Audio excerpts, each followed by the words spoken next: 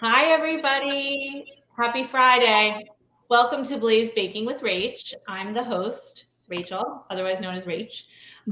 If you're new to A Mighty Blaze, welcome. If you're new to the baking show, welcome. A Mighty Blaze was started in March 2020. We're a team of 30-some, I can't even remember the number, creative volunteers dedicated to connecting readers and writers in COVID and beyond. If you haven't yet checked us out, you can go to our website, amightyblaze.com. You can follow us on Facebook, Instagram, Twitter. We're everywhere at A Mighty Blaze. And we run a whole host of programmings weekly, monthly, bi-monthly. And I'm the host of The Baking Show, which was launched in January. I'm an author, an essayist, and a baker. And I have the pleasure of interviewing cookbook authors and other authors and talking about great stuff to bake. Today, you may notice I have a special guest host, Kimberly, who's here. Some of you Blazers may recognize her from Authors Love Bookstores. I'm going to give Kimberly an intro, and then we're going to talk about the main event and welcome Caroline Wright. So let me tell you about Kimberly. Uh-oh. Don't worry. This is Kimberly Hensle Lowrance is a producer and on-air host for Mighty Blaze, an organization of writers and creatives who love books, authors, and bookstores, and who seek to bring attention to these essential parts of our culture during COVID and beyond. Kimberly is also at work on her first novel. She will be included in the Her Stories Project's latest anthology due out next week, titled The Pandemic Midlife Crisis. Gen X Women on the Brink. That's us, baking. Her other writing can be found in the Boston Globe, Embark, Literary Journal, and Mothers Always Write, among other outlets. So welcome, Kimberly, and thank you for helping me out today while Jenna is on book tour. My pleasure to be here. My pleasure. My family baked a lot during COVID, so this is a great pleasure to be here today. I'm so happy you're here. So now I'm going to introduce Caroline, and then we're going to get baking. So Caroline Wright is a cook, author, and terminal brain cancer patient. During her undergraduate education in Paris, Caroline was inspired to turn a lifelong interest and passion for food into a career. Caroline attended, I hope I don't butcher this, the La Varenne culinary program with Anne Wallon in Burgundy, then started her career writing and styling recipes as a food editor for Martha Stewart's Everyday Food magazine. Ooh. I used to work for Martha Stewart back in the day, by the way. Her recipes and articles appear regularly online and in national lifestyle publications, including Bon Appetit, Food and Wine, Food Network, Every Day with Rachel Ray, The Kitchen, and Food 52. Wright is the author of 4 cookbooks that range from cakes to Catalan cuisine. Through her passion for community and storytelling is woven throughout each book. Her terminal brain cancer diagnosis in 2017 shifted her focus from career to health and family, and began authoring children's books for her 2 young sons, including her most recent series, of which I have 2 of them here, The Little Bakers from HarperCollins. We're going to get into these. Each Little Baker's book uses a classic baking recipe to reinforce a preschool lesson, both on the page and in the kitchen. She lives in Seattle, Washington, where she bakes regularly with her sons to celebrate the sweetness of life. Aww. Welcome, Caroline. Hi, guys. Welcome. Thank you. Thank you for being here. I was also good to be here. Thank you. You're coming to us from Seattle. I was also going to say in your bio that you're known as the Soup Lady of Seattle, which we want to ask you about that too, because you have these 2 books out right now, and the soup book is coming out in a few days. Yeah, it's so exciting. It's such a busy time. I am sure. Well, I think that's such a great combination of things between the baked goods and the soup. So, like, my favorite things to eat, basically. Well, yeah. Yeah. How is it that you wrote 3 books at the same time? I was working on the soup book. I actually self-published myself, so that was kind of fully cooked, for lack of a better way to explain it, like a year ago. And then the children's books, it's just a different timeline with illustrators involved and stuff. So really, like, I was working on them simultaneously, but they're very different types of workloads. So that's how they just ended up at the same time. Cool. But all the more reason, like, having book launches, let's make cake. Like, that's such a great reason. Definitely. Well, as I always say, I'm sort of the camp counselor. I move us along. We're going to get started with the recipe. And what I love about this book, you might be my first author that I've had on where the book is basically completely clearly laid out. The recipe, rather, is it's the last 2 pages. And it's the illustrations are amazing. I want to learn about your illustrator, but it's a very simple recipe to follow, wouldn't you say? Oh, yeah. That was the point behind. So these books, it's a series called Little Bakers, like you said. And the point is to teach like the simplest possible iteration of that recipe. And so this is the 1, 2, 3, 4 cake, which is a real thing. Called a 1, 2, 3, 4 cake.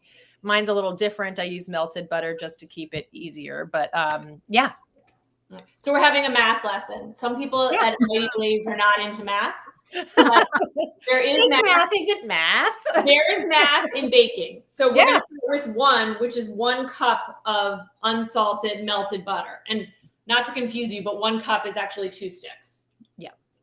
So I'm going to put that in here. Sorry, I'm going to put this. And if someone had like a dairy allergy and they couldn't use regular butter, they could use vegan butter. Or oil. You could use vegetable oil or applesauce. Oh. I wouldn't do a straight sub for applesauce because the lack of fat would change it significantly. But you could partially sub applesauce, like a mixture of applesauce and oil. Okay. Yeah. So we put our 1 pound of 1 cup, not 1. 1 pound of butter. 1 cup of butter. Yum. 2 bowls. 1 bowl is for our wet ingredients, which is the butter, and the second bowl is for our dry ingredients. So the second ingredient is the 2 cups of granulated sugar, which I'm going to put in here. So you make it very easy to do. And then the 3 is 3 cups of flour, right? I mean, really, this could not be easier, but it's fun to remember like that with the numbers. Yeah, and I didn't make it up. A 1, 2, 3, 4 cake is a classic Southern cake, and I remembered it, and then I was like, there should be books. This should be a counting book for little kids, and that's where it came from. That's where the idea came from. That's so cool. I love how you did that. Caroline, sorry, go ahead. No, go ahead. Yeah. What age is your book? You said preschool. So 3, 4, 5, 6? Yeah, exactly. Around that time, preschool, 3 to 6. And this is a perfect gift for the holidays. Yes. Like, I'm just thinking I have a nephew who is 5 and needs a holiday gift. I've not yet purchased his holiday gift. As much as he would like a Nerf gun, I think it's a much better choice. Yes, everyone benefits from a cookbook. So but this is an apron, right? Yeah. And the sense of accomplishment they get when they make this cake that then they can share with their families. It's just brilliant to get little kids involved. Yeah, I think having this book out for the holidays is perfect timing, especially now, sort of in this COVID world we're living in and existing and getting our way through that. Having these books at home are so great to bake with your kids. My kids are older, like we were saying before, but they still bake with me, and it's still such a fun activity to do. Yeah. Okay, so we've already been through 1, 2, 3. The 4th is the 4 large eggs, which we're going to put in the wet bowl. So we're going to combine that with the butter. So how do you feel about kids helping cracking eggs? I'm way into it. He was 4 when I was developing this book, and that's how I tested these recipes. Like, I made the simplest possible version, and then I made him do it start to finish all by himself. Like, actually me not helping him at all other than to read. And he did it all by himself. So I know it's possible. Yeah, no, I know a lot of people are intimidated. Even adults are intimidated by the egg cracking. I'm going to get a towel. Luckily, I've gotten better about doing it on air. So. Yes. Yeah. Were your kids involved, or kids in general involved in sort of the recipe or the planning of this book? Well, other than the inspiration, I love to think of, because we too, during COVID, were baking a lot. And and also, especially my youngest, who's, like I said, was 4, I just was thinking of man, he's really missing out on school, and he's, aside from like the connection piece, but also just sort of the learning piece. And so that was partially what inspired this too. And it was just so fun to work on such a tactile sort of bonding project. And it comes from also, I have a cookbook from a couple years ago. Cake Magic it's like a whole book all about cakes. And it's similar to, it's you make a at-home box mix essentially, and then you change it in like 150 different ways. Whoa. That's awesome. It's cool. Yeah. So, but this is like the pared down, very, very simple version of it. So it's just a way to do that with my kids. But it's all from scratch? It's all from scratch. Yeah, totally. Because I think people are intimidated by baking cakes from scratch. Don't you? I think they are, but it's so silly because it's so easy. It's so easy. Yeah, exactly. That was what was behind, well, Cake Magic and this book. It's just like, couldn't actually be easier than this. You just have to have the stuff. But I don't find it harder than a box mix. It's yeah. So it's healthier. Yeah. And you know everything that's in it, and you can do all the things that you want to with it. In this case, adding sprinkles in the sprinkle cake is so super cute. Yes, I have my sprinkles ready to go for that. Definitely. Yeah. That's the best part. What I love most of all with baking with my daughter, she's a tween, so it's a little bit more attitude involved when baking. But one of the things I love is when the cake comes out differently than the time before. And then we discuss, why is it different? And was the butter at room temperature? Were the eggs straight from the refrigerator? And so we talk about all the things that were the variables that changed. And in fact, we're talking about chemistry. And she doesn't realize that, right? So it's like science in the kitchen in this like very practical way that I think just makes these concepts of ingredients coming together, making something new, it makes it just accessible and much more fun. Yes. It ends in cake. So like any lesson that ends in cake is way more fun. You can't tell the kids. Before we get on to the next step, Caroline, can you tell us a little bit about like your sort of long life, a passion for cooking, like how you got involved in cooking and baking? And I read a little bit about in your bio. I'm just curious to find out, I'm sure our viewers are, like how you got to where you are today and all your recipes and books and things like that. Yeah, thanks for asking. Well, I just was a kid who really loved to bake. So the baking piece is just sort of intrinsic. I call myself sort of like an instinctual baker. I was like a kid who baked all the time. I would come home and like stir things together in the kitchen and then like put it in the oven. That was my early days. And I would like do this at friends' houses and make giant messes and stuff. So the baking thing is just because my parents didn't allow junk food, but they allowed us to bake things. So that backfired on them. Then I went to college in Paris and was a literature major.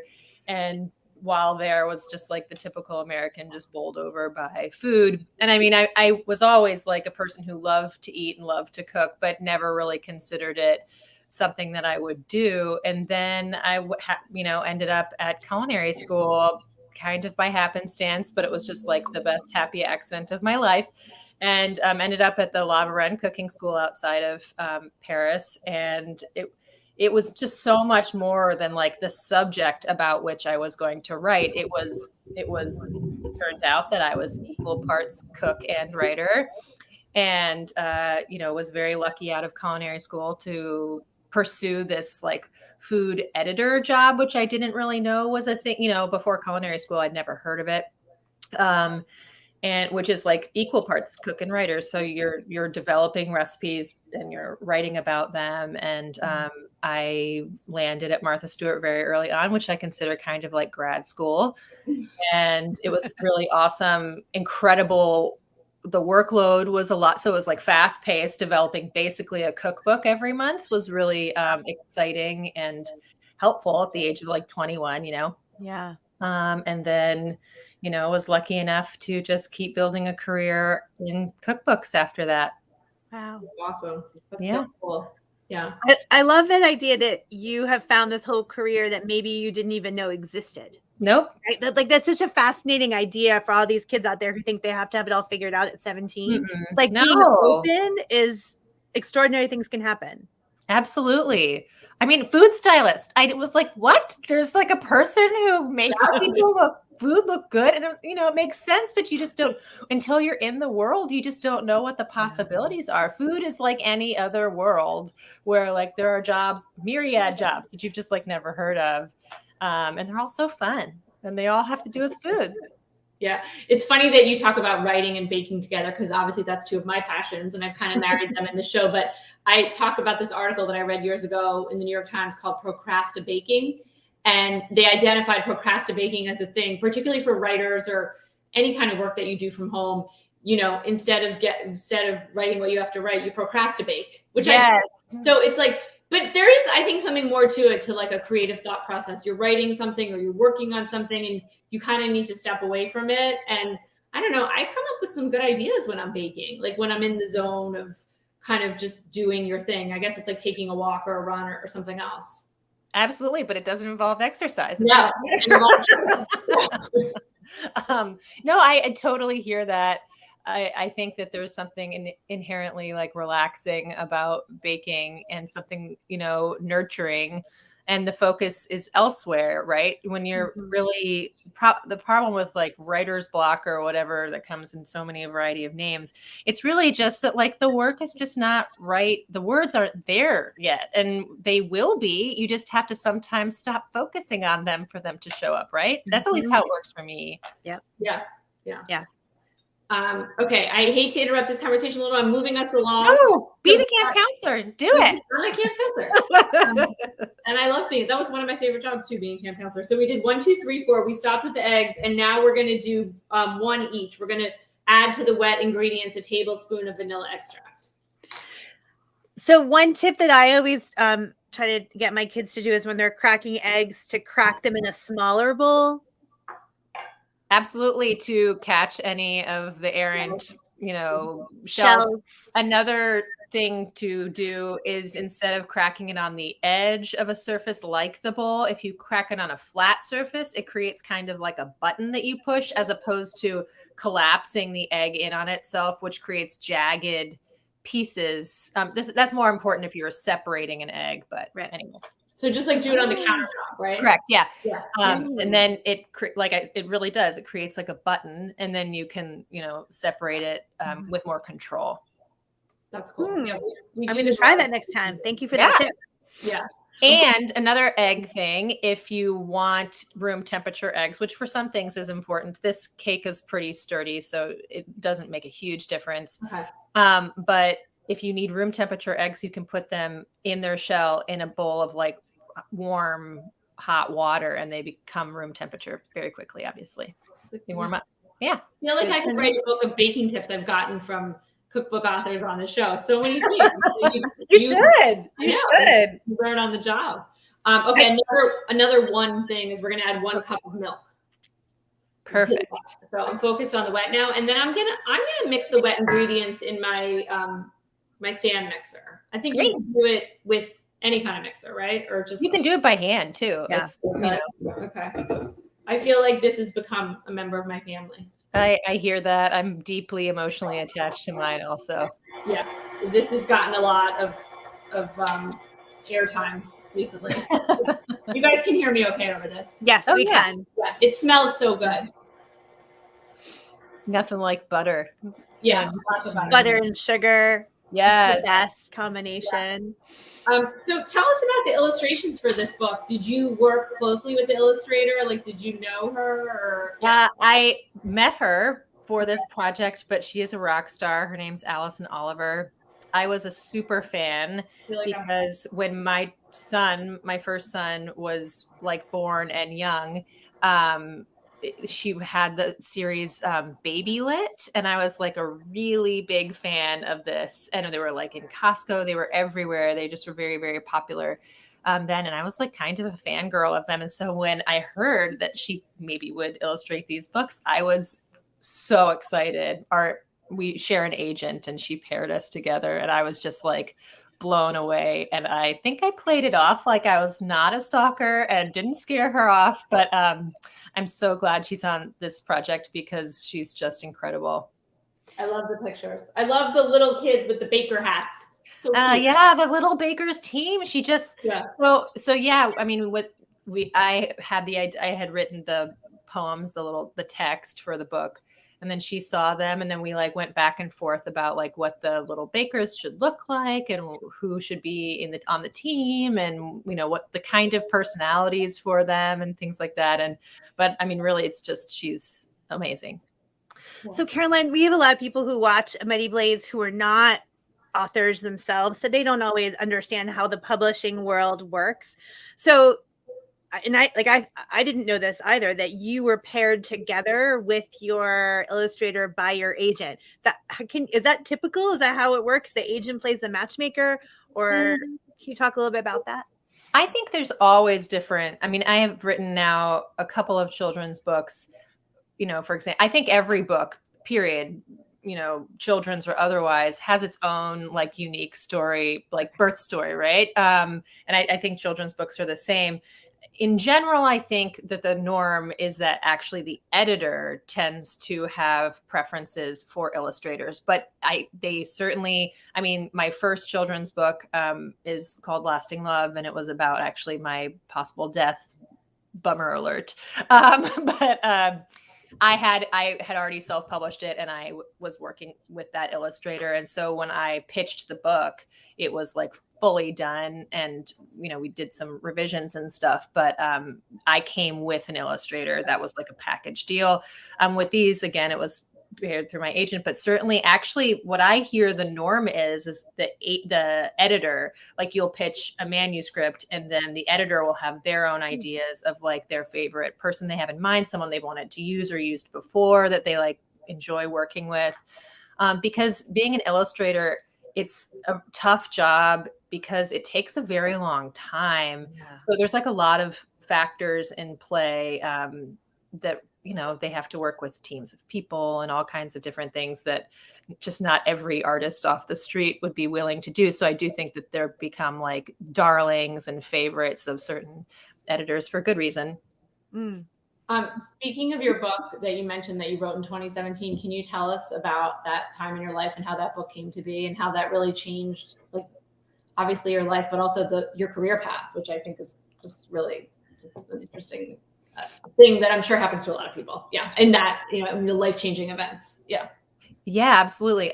So in 2017, I was diagnosed with brain cancer.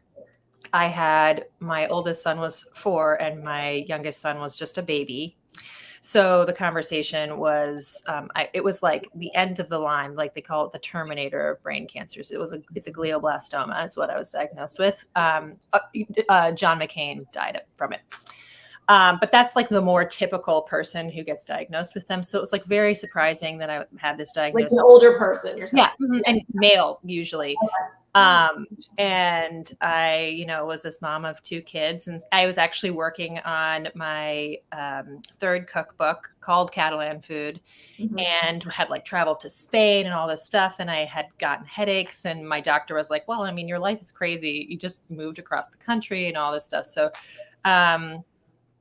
then, I was given a year to live with the diagnosis, and I pulled away from everything, just changed my diet, changed my life completely, like dropped, essentially got a ghostwriter for the end of Catalan Food. I had written it, but I had to go through the edits and stuff like that. And so I pulled someone on the team to help with that, because I was like, in radiation and had staples in my head and stuff like that. It was kind of gruesome.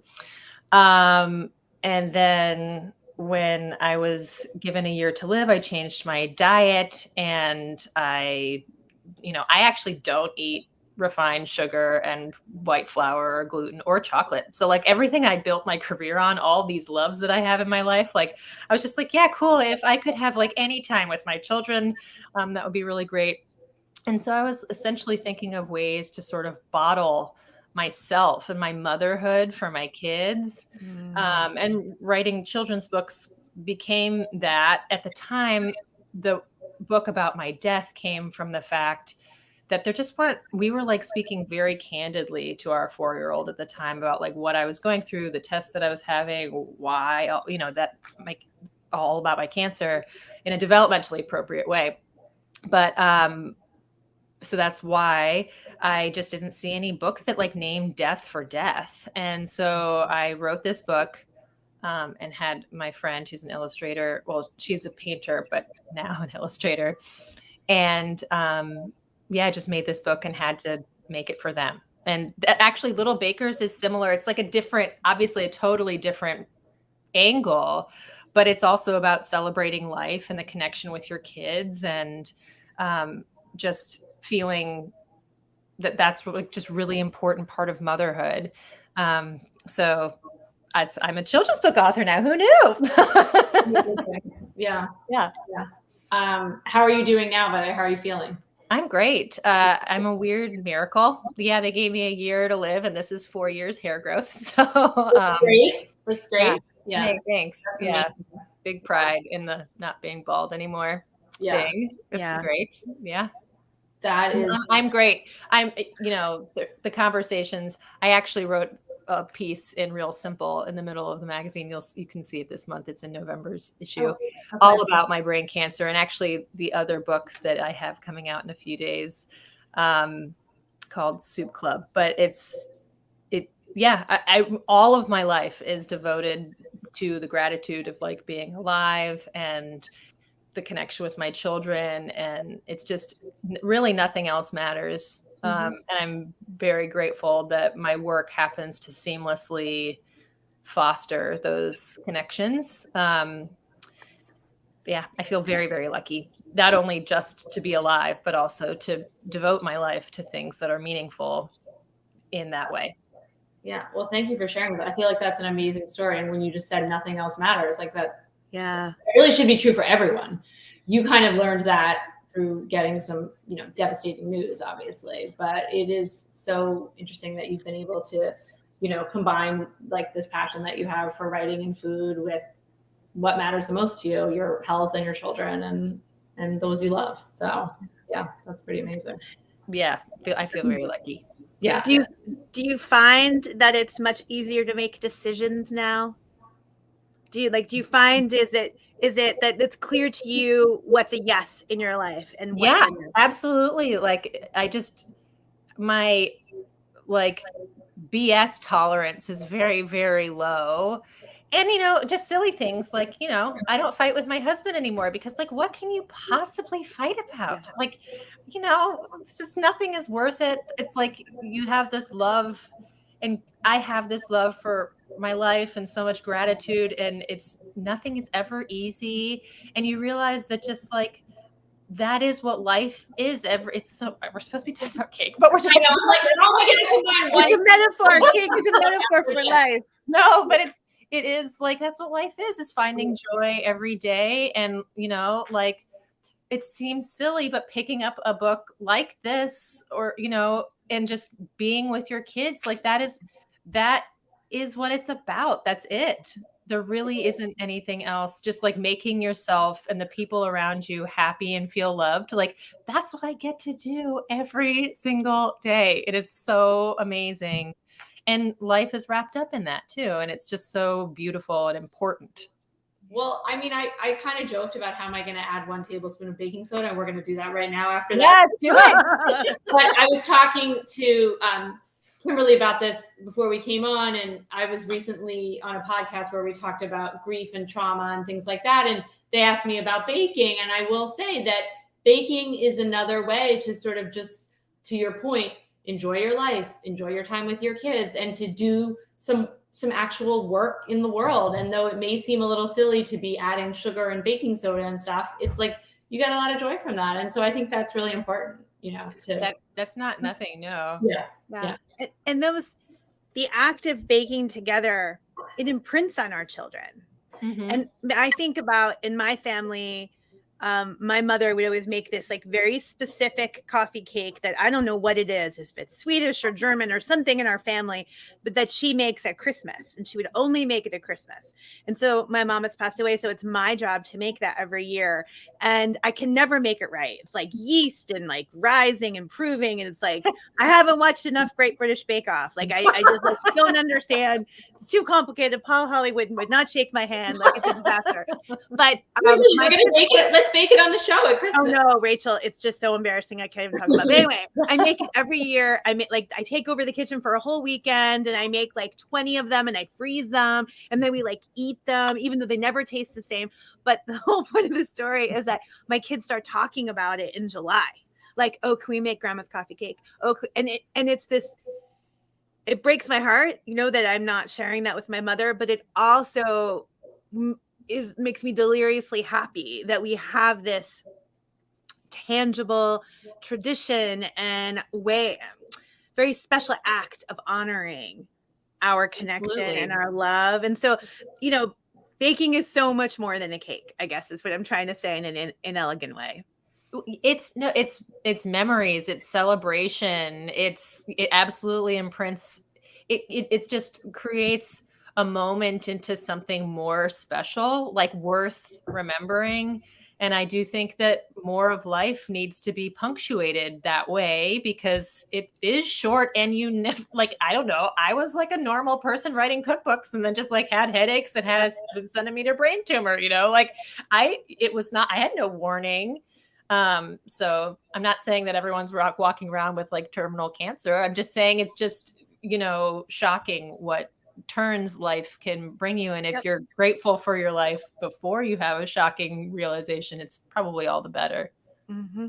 It's true. All right. I'm going to go to the last. Anyway, back to sugar. We're just going to come up. I'm telling you, I mean, it is, I was kind of thinking, how are we going to cover all this? But the truth is, there's so much in there, and because the cookbook is really, the recipe is so simple and it's 1, 2, 3, 4 cake, we can do it. So I just want to get the mix together and we'll bake it. And then I want to ask you, well, while I'm doing this, I guess, can you talk to us a little bit about the soup book as well, which is happily, yeah. Yeah. So it's really crazy. I alluded to this in what I said, but when I was sick, I had just moved to Seattle, so we didn't have any friends. And I, had this diagnosis and was part of vaguely my son's preschool community, had shown up, dropped him off and stuff like that. And I was writing this Caring Bridge site because all of our friends were, we went to college in Paris and we lived in New York and the kids were born in Dallas and my family was in Florida. It was like everybody was everywhere. And so I didn't want to spend any time on the phone. So I was writing this Caring Bridge site. And on the site, I sounded this call for soup. People wanted to help. And so I said, I'm the cook of the house and I'm just eating a lot of takeout. I'd really love to have some soup. And people, strangers, like people, proxy people, like I didn't realize at the time that a lot of people were reading this site, 10,000 people were reading this site. So people were having like proxy people who lived in Seattle, like friends of theirs, sign up to bring me soup. And so we left this cooler outside. And so 3 times a day for 3 months, it got full we had to clear it out all the time. And I honestly think that was like this crazy miracle, first of a string for me. But that definitely would be where I would say my luck really started or showed up. And so when I arrived and I got like healthier through eating all of this soup, I was like walking a whole bunch and my blood work was coming back like sort of unbelievably healthy. My doctors like couldn't figure it out. And I was just being buoyed by this community and like through soup, it was really incredible. And then when I arrived at my year to live and like got to the other side of this prognosis period, you arrive to like medical bills and I had changed the way I had eaten. And my like book that I was supposed to be doing was like all about the foods that I did, it was like supposed to be a cookie magic book and I wasn't eating any of that stuff. And it was very like weird and hopeless in a new way. And also you have survived to realize none of this stuff matters, but yet you still have a career. And so I was like, well, what can I do? And the only thing that really made sense and made me feel good was making soup for the people who made soup for me. And so I just like sent a bunch of emails and started this soup club of dropping soup on people's porches, my friends' porches. And it created this like insane vibe, like this through September through May, I like dropped soup off on people's porches, my friends' porches, and people were like texting me pictures of soup and like making me soup paintings and poetry and all this stuff and like selfies with their soup. I was like, oh man, I have to write a cookbook about this. And so that's why I self-published it, was like my unique view on soup. And that's the timing's perfect, because I feel like in the fall we're all nesting. Yeah. Soup. When my mom was sick a number of years ago, her friends and her sister and cousins, they made her soup, and soup became a staple. We joked about all the soup. So I think there are some healing powers of soup for sure. Yeah, I believe in that. Yeah. I love how it's the thing you can always make out of whatever's in the fridge. Yeah, absolutely. Yeah. Like you got some beans, you got some veggies, you got some leftover rice, throw in this and that, and then you just have something delicious and healthy. I love it. I feel like I could just survive off your soup recipes and meat recipes. You're good. That's a perfect dinner for me. A nice bowl of soup. Oh, me too. Me too. How good is that? So this batter came together so beautifully right here. You guys can see it. I'm also a vanilla person. So, I'm sure there's a chocolate way to do it. Oh yeah. Yeah. Now, as far as the sprinkle aspect of this, because we do make this a fun sprinkle cake, do you recommend mixing the sprinkles into the batter? Mm-hmm. Yeah. Okay. Just toss them right in. How much do you think? Just throw them in? Like just half a cup is the suggestion. Okay. I mean, just like have fun with it. I know. Just dump some in. That's what I'm gonna do. It does make it so fun. Yeah, it's so easy, and it's like that confetti cake style. Yeah. It's so great. It's so fun. I know. I made one last week to sort of check it out, and my kids who are it's the best. There we go. So you can do this in a large sheet pan, or you could do it in the 2 rounds, which I'm going to do in the 2 rounds. And I grease them and floured them. So excellent.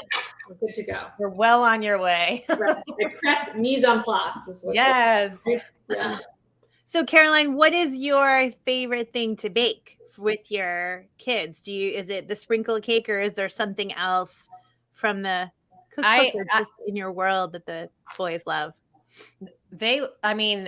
I love making cakes. I think they're so fun, and my kids love, frost. It's like such a big thing, the frosting, all of it. It's so much fun. Actually, in March, I have the 3rd little baker's book that is coming out. It's called ABC Brownies. It's available like for pre-order or whatever, but it's the 3rd in this series. And it's a really fun recipe too. It's like 5 ingredients, and my kids just like really love making brownies, which I get, they're like, the payoff is really high with them, and there's less waiting, and there's like fewer steps, and they're just like densely chocolatey, which is like basically what the kids are about. So yeah, I love that too. They're awesome. I'm always the mom who tries to hide things in the brownies. Like, let's shred zucchini and put it in there, or let's use some avocado or something to make it healthier. That's why you asked about the applesauce. That's why I asked about applesauce. Yeah, because I'm always the mom who's like, let's substitute this with applesauce. I sometimes substitute applesauce, and I don't say anything, and nobody questions me on it. It doesn't work in everything, though. It's your prerogative as the baker, Yeah. Or you could do like Greek yogurt instead of sour cream or something like that. Totally. So I have these 2 lovely trays. I'm going to put them in my oven, and then we're going to come back and ice. So I'll be back in 1 sec. My oven's right over here. Nice. Okay. Yeah. The reason why I react, I don't know. I'm a funny purist where it's like, have your decadent, wonderful things, and then have your vegetables also wonderful. I feel like if you try, and also I don't think, you do you, no judgment, genuinely no judgment.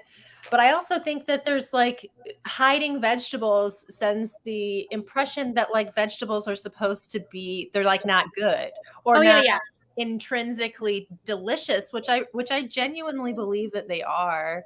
Actually, all of my soups are vegan. That's one thing that I didn't say. Yeah, it's a vegan soup club. So they're all like plant, whatever. So I have a good soft spot for vegetables.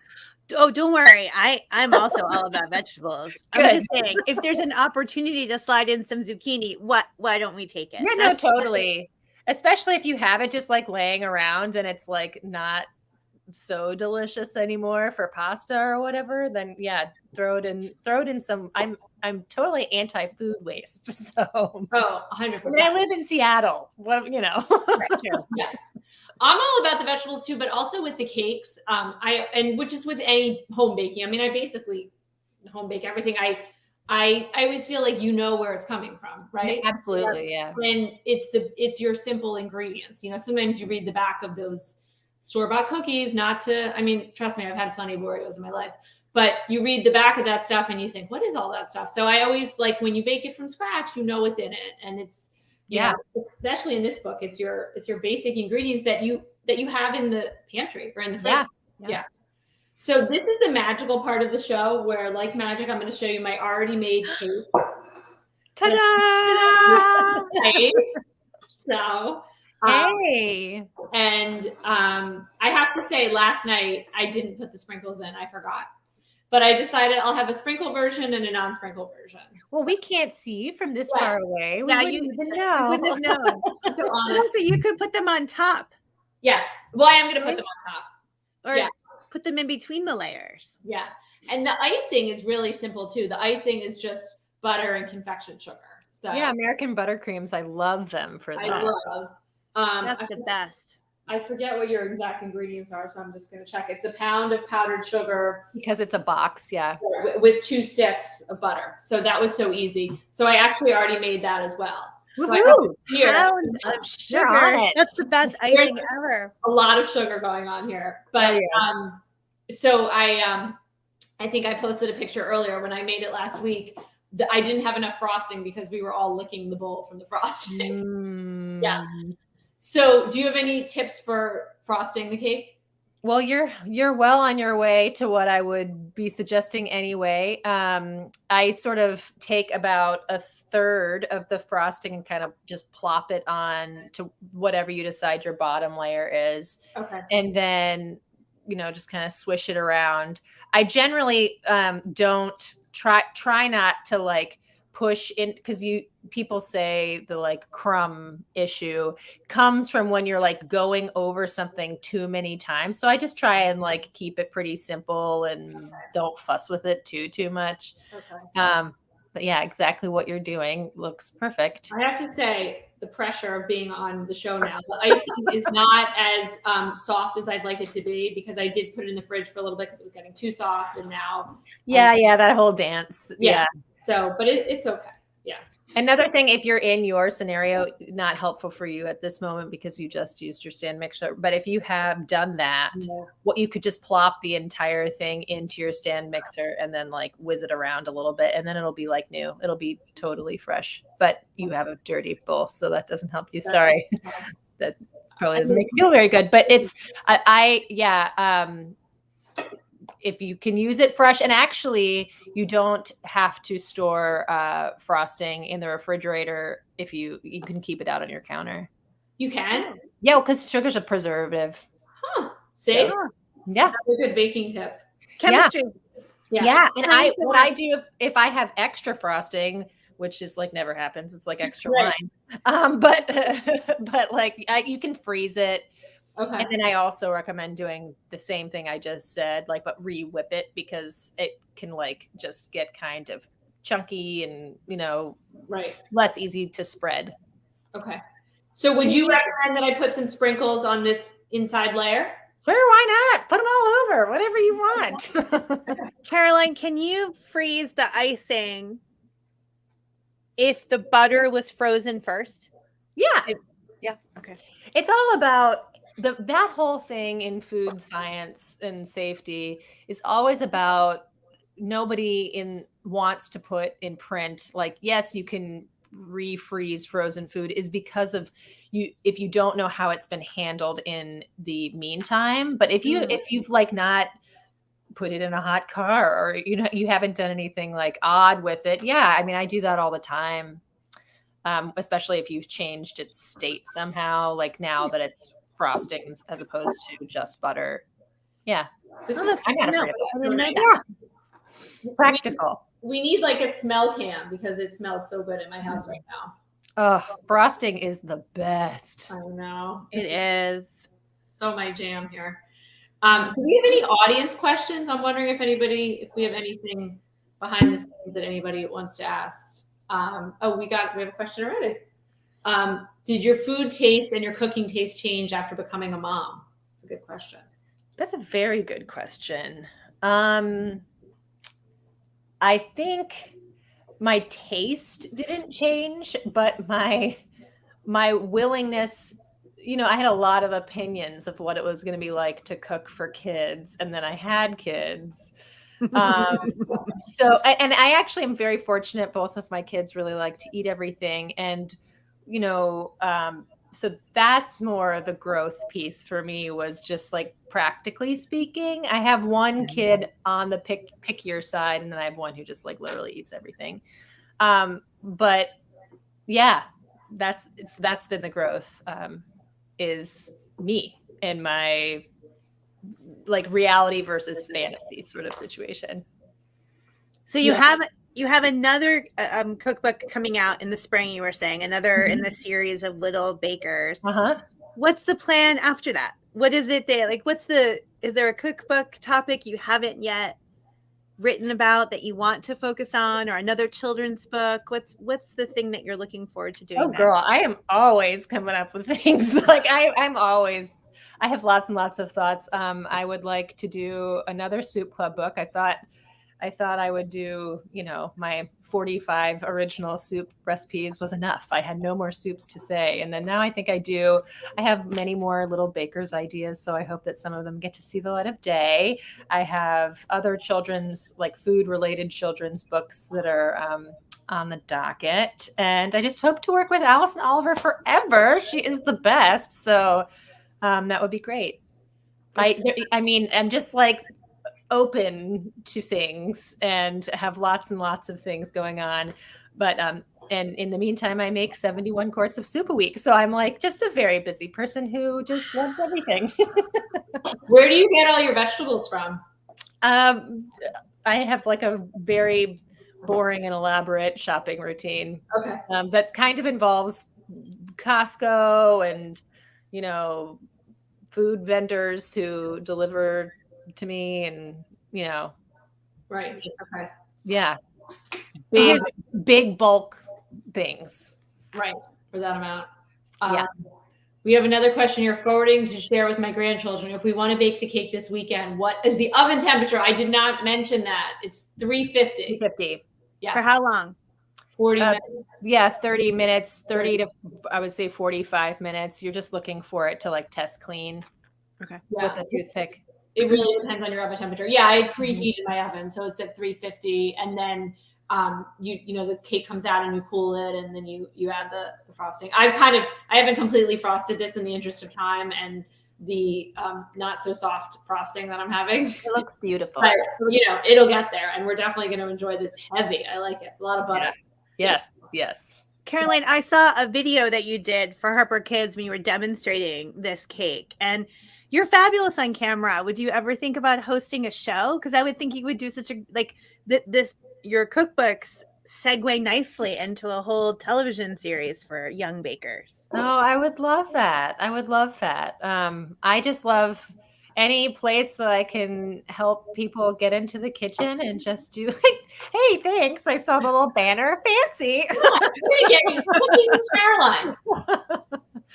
No, I love, inspiring people to do the most fun, most connected things with their families, and baking's so much fun. And I would love to do whatever anyone wants me to do on that subject. All right. Well, we're putting that out into the universe. Yes. We put that out there. No, you are great. I saw a couple of your interviews as well. And I think I told you before, I first heard about you by listening to you on a podcast, which was really fun. So it's really fun to actually get to see you and talk to you here now that I've listened to you and, read so much about you. So it's really great. I'm wondering if you have any more questions, because if not, I think we're going to wrap up soon with the magic of our cake. A favorite food you enjoy cooking? Other than cake and soup. Other than cake and soup. I just love really simple things like a perfectly roast chicken is to me, there's like really nothing better than that. Really beautiful homemade pasta thing, I guess like comfort food in general would be how you'd classify it. But, just with fresh ingredients made from scratch, any variety of things. Yeah, homemade, simple foods. I feel like making soup this weekend. Oh yes, I mean, so not to plug my stuff, but sure, that's what go to my blog, The Right Recipes. There are soups there too, and some of them are from the cookbook. You should look there. There's yeah, I think there's a bunch of your recipes which we would put up before on Caroline Wright Eats, Caroline Wright Food. Yeah, on your food, and Caroline Wright Food, and then also Caroline Wright Books.